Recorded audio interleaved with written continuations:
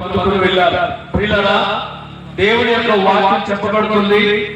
మన్నైనది వెనకటి వలె ఆత్మతాను దయచేసిన దేవుని యొక్క విలువని శరీరానికి మరణము గాని ఆత్మకు మరణము లేదు. పిల్లరా, మోక్షానికి వెళ్ళే ఒకే ఒక మార్గం యేసుక్రీస్తు ప్రభువారే. దేవుడు వాక్యానికి ఇవ్వబడింది, నేనే మార్గం, నేనే సత్యం, నేనే నిత్యం, నా ద్వారా తప్ప ఎవరు దేవుని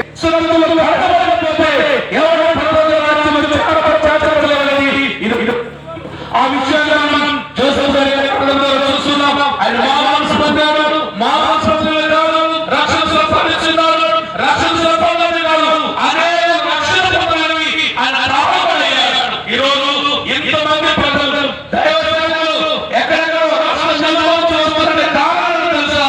దేవుడు ఒక బలమైన వాడాలి, అనేక ఆదర్శవంతమైన జీవితాన్ని జీవించారు జోసెఫ్ గారు. కాబట్టి మనం కూడా ప్రతి ఒక్కరు లోకంలో తీసుకుపోయి ఎవరిని మనం తీసుకుని మన ఈ సత్యం గ్రహించండి, మా మనసు పొందండి, యేసు ప్రభువుని సొంత రక్షకుడిగా గ్రహించి పల్లెల్లో రాజ్యం కొనుక్కోవాలని ప్రభుత్వం మనం చేస్తున్నాం.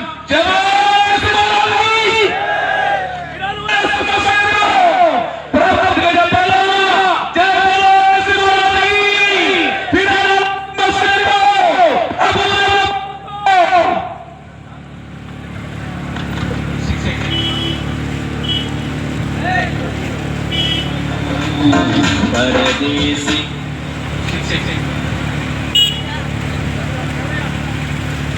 సంపాదన కోసమే పుట్టలేదు నీవు, పోయేటప్పుడు ఏది పట్టుకొని పోవు. సంపాదన కోసమే పుట్టలేదు నీవు, పోయేటప్పుడు ఏది పట్టుకొని పోవు.